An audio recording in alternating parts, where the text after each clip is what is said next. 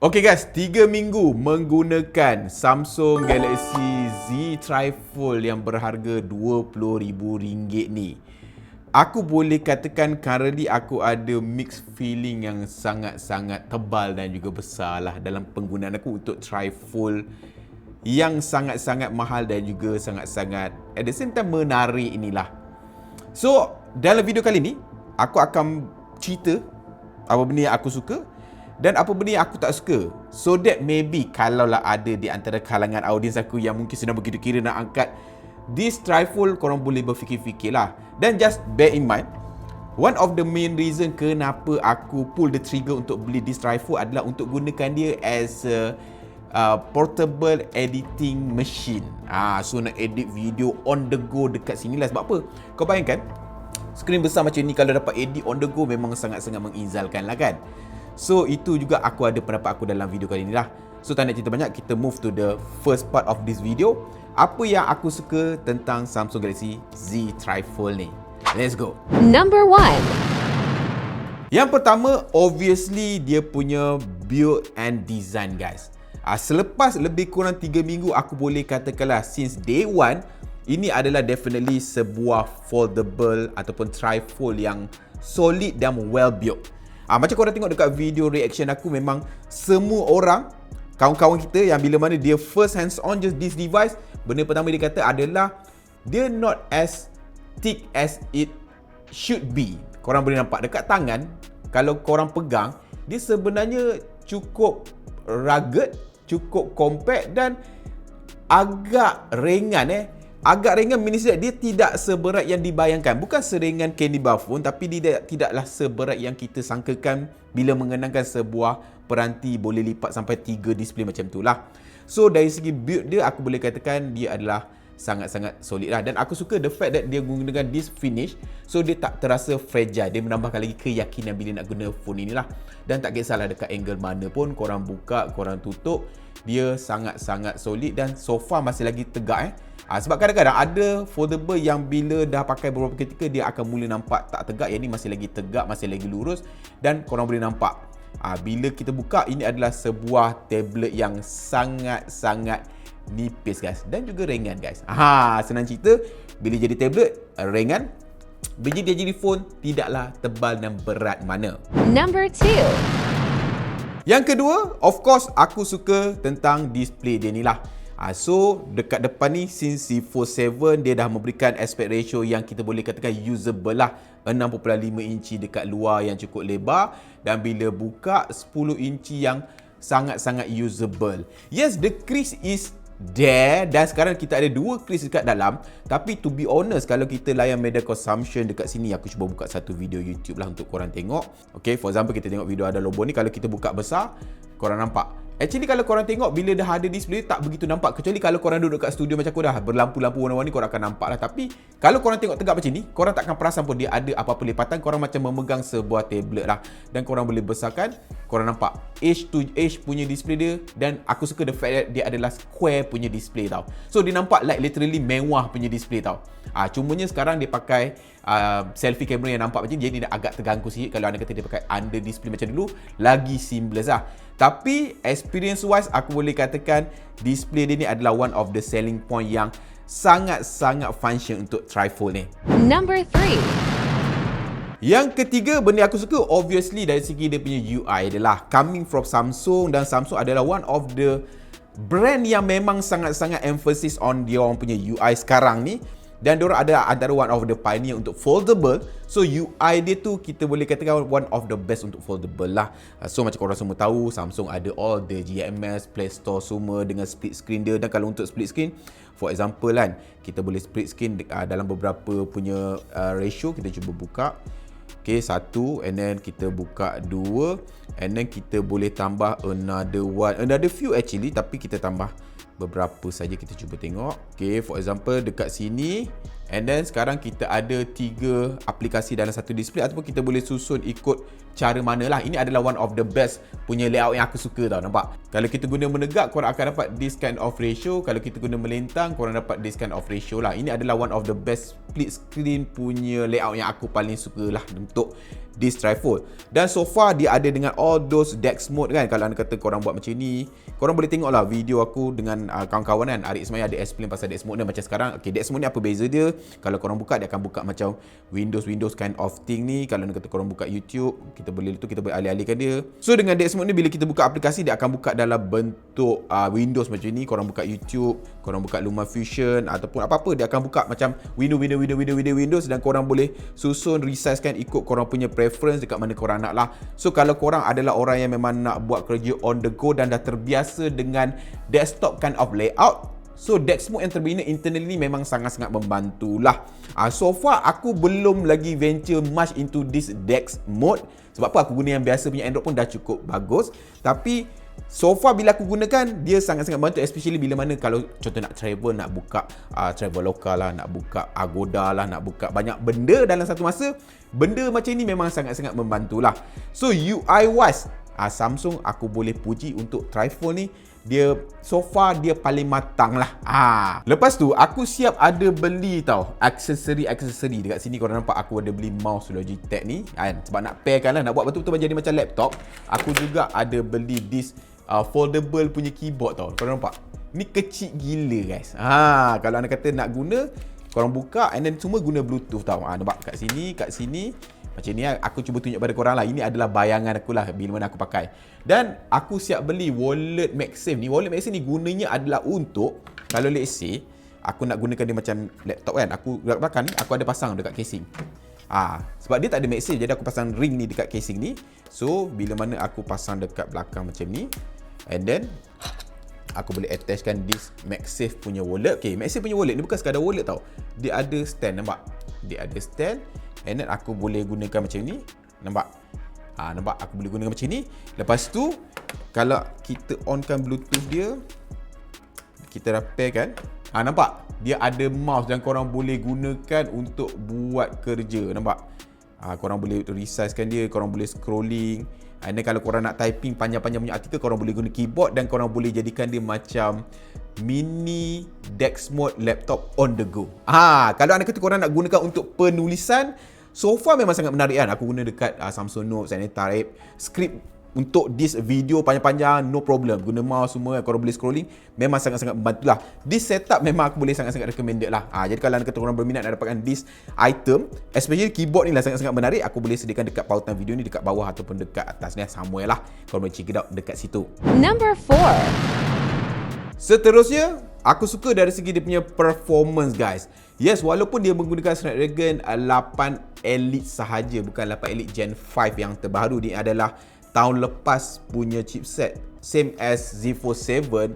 So far pada penggunaan aku lah, especially untuk buat main edit video, nak buat multitasking. Even aku ada main game Mobile Legend dekat this device tengah malam sampai pukul 3-4 pagi kan. So far aku tak terasa apa-apa performance throttling. Itu satu benda yang boleh dipuji. Walaupun previously pengalaman aku guna Samsung ni dia mudah panas, tapi so far untuk yang ni surprisingly lah, aku main dalam mode terbuka Mobile Legend kan, so far so good. Main continuous lebih kurang 3 ke 4 jam. So far so good. Dia punya performance dia surprisingly okay. Untuk edit video pun tak ada masalah. Daily usage memang no problem lah. Number 5. That leads to the last thing yang aku suka tentang this device adalah battery life dan juga charging tau. Alright, just bear with me sebab kita tahu selama ni Samsung dia memang sampai sekarang pun tak menggunakan silicon carbon battery. So that battery capacity dia pun not the biggest one, tapi untuk foldable boleh dipujilah. 5600 mAh untuk trifold, same as Mate XT tak silap aku. Dan battery life dia surprisingly untuk penggunaan aku, we talking about pagi sampai petang punya normal use as phone lain, aku boleh katakan dia boleh bertahan satu hari tak ada masalah lah. Aku tak adalah nak kira SOT sebab penggunaan kita berbeza. Tapi kalau untuk penggunaan daripada pagi sampai malam, balik kerja around 8 to 9 PM, masih lagi berbaki 20%, bagi aku boleh dipuji lah. Dan pengecasan dia, walaupun dia adalah 45 watt, not the fastest one, tapi coming from Z4 7 yang itu hari aku ada pakai, One of the reason kenapa aku jual Z Fold 7 tu, walaupun the rest adalah sangat-sangat bagus, adalah satu, battery life dia tak memberangsang sangat. Yang kedua, pengecasan dia, ya Allah, kaput gila bai. 25 watt, aku boleh katakan, uish, terasa macam terlampau purba. Tapi this one, 45 watt, not the fastest one, tapi untuk Samsung aku boleh katakan kalau setakat bangun pagi-pagi tu bateri ada lebih kurang 70%, and then nak mandi cucuk dia charger, after mandi kita boleh dapatlah 90%. So kita punya kerisauan tu less a bit lah. Jadi bateri dia tahan, pengecasan dia pun cukup laju untuk Samsung lah. Jadi itu adalah antara benda-benda yang aku boleh katakan aku suka dan juga enjoy sepanjang menggunakan Samsung Galaxy Z Tri-Fold ni. Akan tetapi ada benda yang aku tak suka. Dan tak suka ni, dia bukan sekadar tak suka yang cerewet nitpicking tau. Tapi dia adalah deal breaker yang menjadikan mungkin itu adalah sebab kenapa aku akan let go this Tri-Fold RM20,000. Ya. Jadi, jom kita move kepada bahagian kedua. Apa yang aku tak suka tentang Samsung Galaxy Z Tri-Fold ni? Let's go. Number 1. Yang pertama, of course, harga dia. We talking about player punya harga. Kalau kita tengok direct conversion USD lebih kurang 2,800. We talking around RM11,000 lah.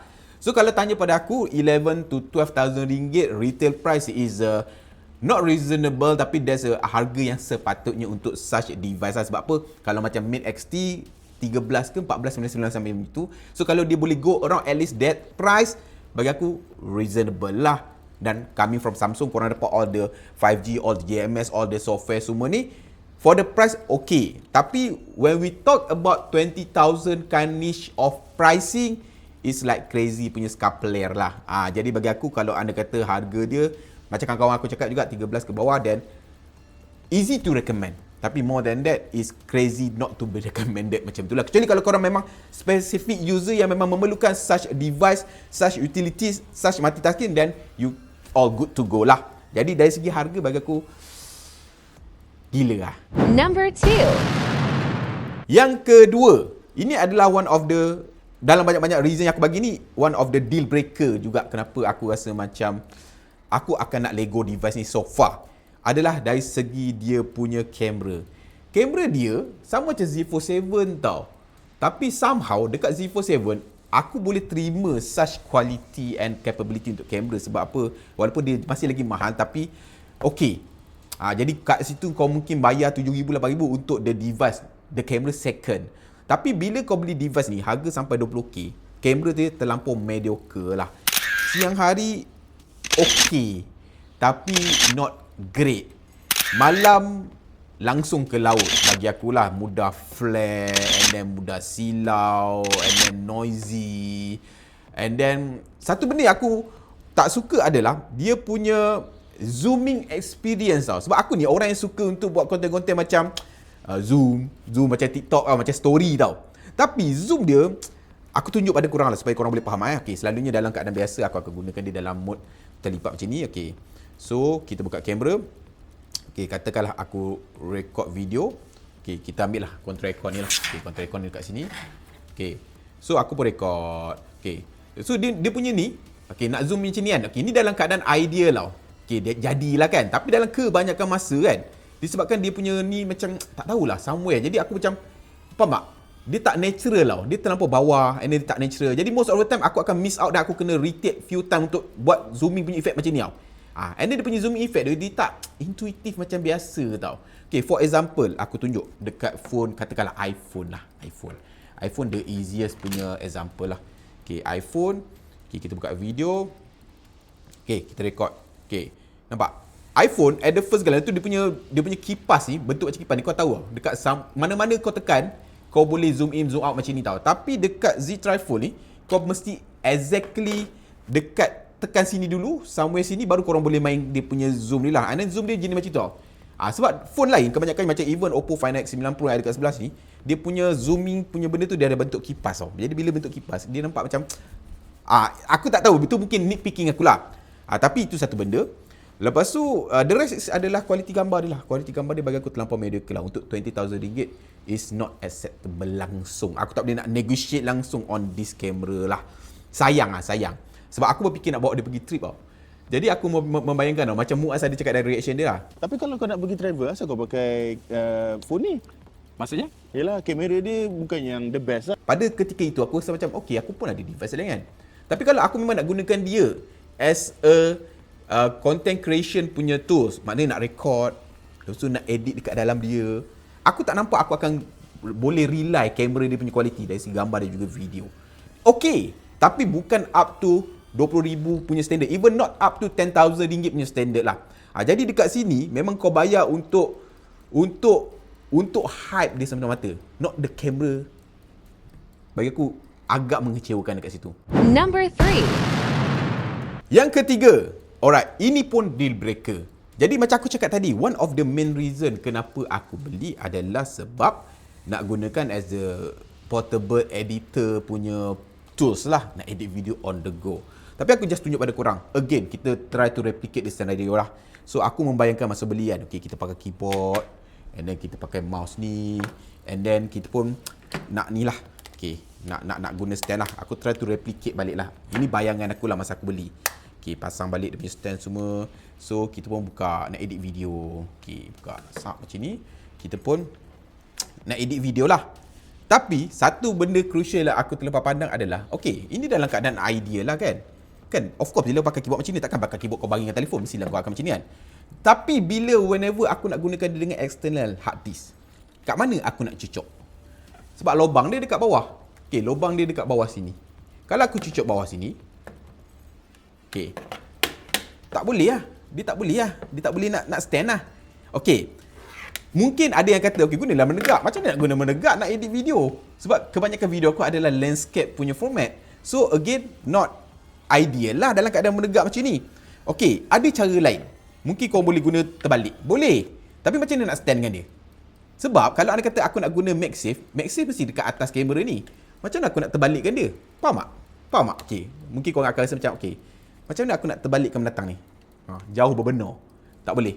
Jadi macam mana nak standkan dia? Kecuali kalau korang pakai stand ini tau. Okay, stand ini boleh. Kalau korang nak pakai terbalik macam ni. Okay, korang nampak? Okay, kita pakai terbalik macam ni. Okay, itu pun korang kena position betul-betul tau. Sebab apa tau? Dia tak balance ke sebelah sini. Dia berat sebelah sebab kau sambung ke sini kan. Okay. Macam ni okay. Ataupun boleh nak terbalikkan. Tapi kena pakai this stand lah. Macam ni okay. Tapi kalau korang nak pakai all this MagSafe punya stand, dia tak boleh. Kalau korang nak cucuk external hard drive ataupun external pen drive. So, dia dah tambah satu lagi beban. Dah tak jadi berapa portable lah. Kau kena bawa ni. Kalau yang ni okay. Yang ni adalah wallet aku juga. Okay, jadi satulah benda tu dia ada sikit lah dari segi dia punya kedudukan ni membuatkan kita kurang sikit lah. Number 4. Aku ni pengguna CapCut. Okay, pengguna CapCut. So, bila nak edit, aku nak guna CapCut lah sebab CapCut tu dah bayar. Dah bayar, dah bukan murah bulanan-bulanan. Sebab tu bayar lah kan. So, aku jumpa another problem dengan CapCut for Android. Aku akan cerita kenapa aku cakap CapCut for Android. Alright. So, yang pertama, CapCut for Android ini minta maaf kalau anda kata mungkin aku yang tak jumpa jalan, mungkin ada jalan sebenarnya. Kalau anda kata ada caranya, korang boleh komen dekat bawah. Tapi CapCut for Android, korang tak ada features untuk gunakan media daripada external drive. Maksudnya kalau aku nak gunakan this thing, sebab nak guna macam laptop mini, cucuk, and then all the media dekat dalam ni, dia tak boleh nak jumpa dan korang tak boleh nak export macam tu something. Kecuali anda kata korang transfer dulu masuk dekat internal hard drive ataupun internal storage dekat telefon, baru guna media daripada situ, then okay. Tapi kalau korang nak cucuk and then nak gunakan direct, nak edit dan nak store dekat external hard drive, so far tak boleh. Dan katakanlah korang rajin untuk buat macam, okay, simpan dekat internal and then editing. Okay, aku nak tunjuk korang what's the limitation lah untuk CapCut for Android setakat sekarang. Ini dekat telefon pun sama. Okay, for example, okay, kita pun masuk dekat edit, kita pun ambil video. Okay, ini adalah video yang aku dah transfer lah. Ni aku gitu hari beli TV untuk orang tua aku. Okay, and then katakanlah, nampak? Bila korang nak import, dia nak compress tau. Dan ini ada dalam case video yang pendek, okay. Korang nampak, itu baru satu daripada 2 klip tau. Dia nak kena compress. Kau bayangkan, kalau nak kata semua klip ni nak kena compress berapa lama? Okay, katakanlah korang skip lah all the compression. Boleh, dia boleh skip. Okay, katakanlah aku select beberapa, nampak? Dia kena tekan and then cancel dulu. Okay, katakanlah korang tak nak compress, boleh. And then korang ambil HD sini, korang add. Okay, dia boleh masuk. Cumanya bila play, dia akan lag tau. Dia akan lag bila korang shoot 4K. Dan kebanyakan masa memang aku shoot 4K. So bila keadaan itu berlaku, sama ada sikit ataupun banyak, dia mengganggu pengalaman menggunakan tau. Untuk orang yang nak edit fast pace macam aku, agak memeningkan macam apa sia seluar suara dengan aku punya pergerakan tu dia dah tak match tau. Dia dah lagi sebab apa? Berat. Kecuali korang shoot 1080p. Tapi macam aku memang shoot 4K. Dekat phone ke dekat kamera aku shoot 4K. Jadi untuk workflow aku, CapCut ni dah tak usable untuk aku punya penggunaan untuk this scenario. Alright. Ada cara lain, boleh guna aplikasi lain. Jangan cakap aku tak cuba. Aku pun tengok dekat YouTube Mak Saleh. Mak Saleh ni kebanyakan ni dia guna LumaFusion.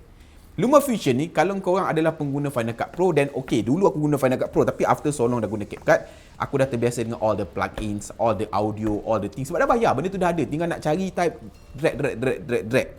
So, LumaFusion boleh guna direct from the hard drive. That's good. Cumanya dia punya shortcut semua kita tak biasa. Kat mana nak cari semua. Jadi korang nak kena study balik. Lepas tu dia pun bukan macam CapCut tau. Korang boleh macam nak cari bunyi, download, drag, tak. Korang kena memang install macam mana Final Cut. Jadi tapi untuk layout dia menarik . Okay, contoh. Macam ni kan. Okay, kita pun buka mana. Okay, kita buka. Nampak? Dia ada. Nampak? Memang sangat-sangat profesional. Nampak? Dan dia tak lag. Dia boleh direct daripada external hard drive. Dan dia tak lag, dia ada all the waveform semua, korang boleh cut. Cuma ni korang nampak, layout dia, kita nak kena belajar. Dan bagi aku, agak waste of my time lah. Dah memang kita pro guna CapCut, nak kena belajar LumaFusion pula. Kan, lepas tu dekat komputer kita tak guna LumaFusion, kita guna CapCut balik. Jadi, bagi aku benda tu defeat the purpose.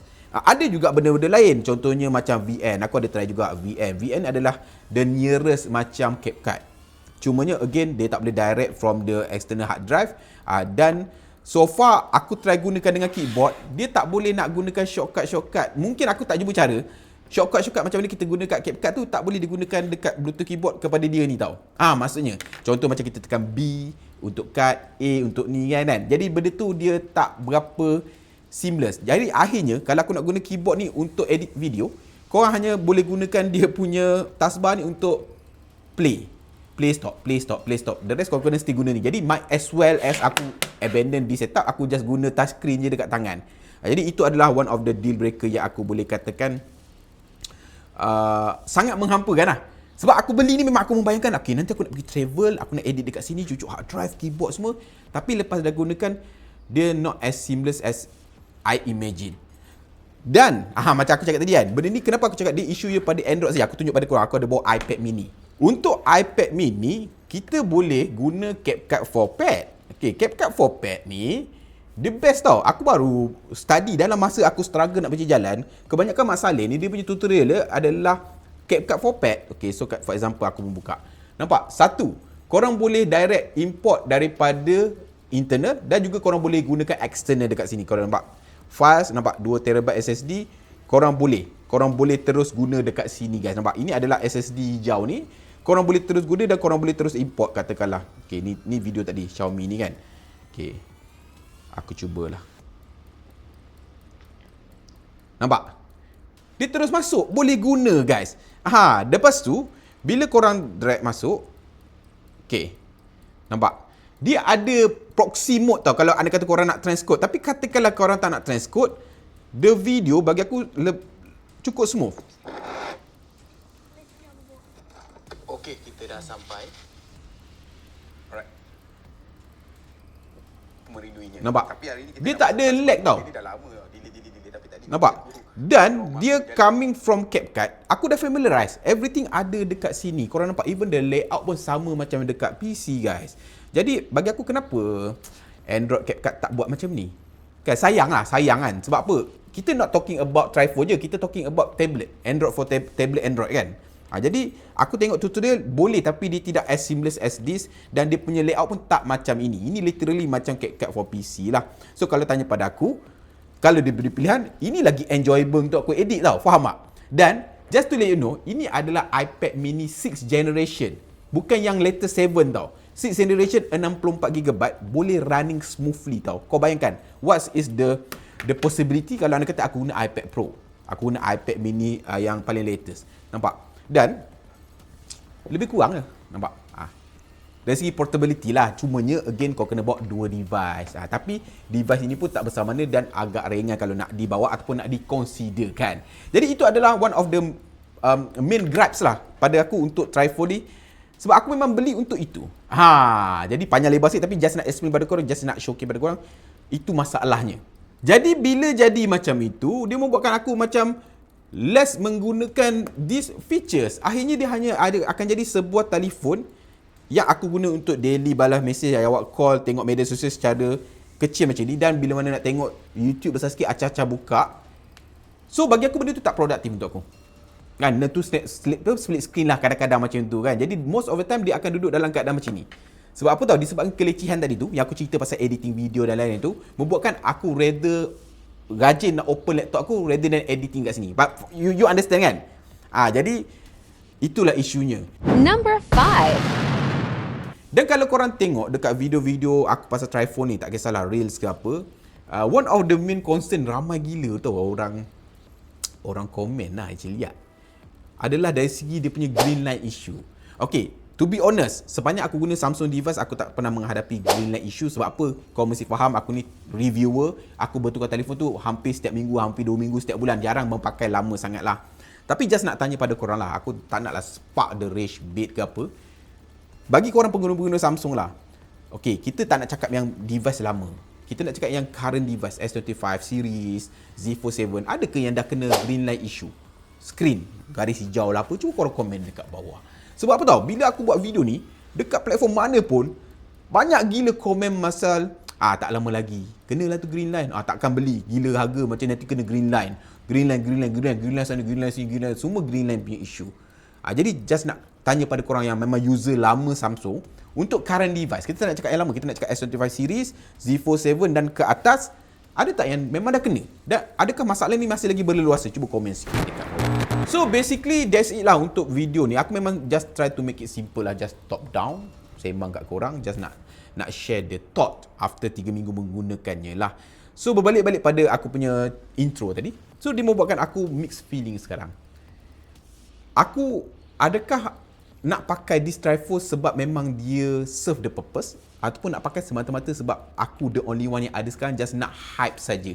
That's the dilemma.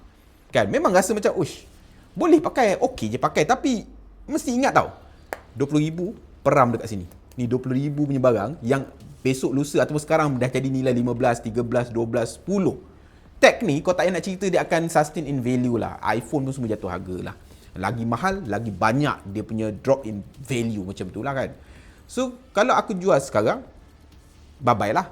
Tapi kalau aku nak pakai, adakah dia boleh serve the purpose yang aku nak? So far, dua benda yang paling utama dia dah gagal.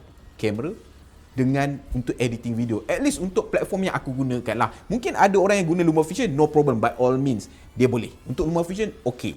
Tapi kalau korang nak guna untuk CapCut, VN, bagi aku lah, bukan salah tripod lah. Sebenarnya salah platform Android tu sendiri. Dia tak masih lagi mesra Android. Jadi dia terpias ada kat sini kan.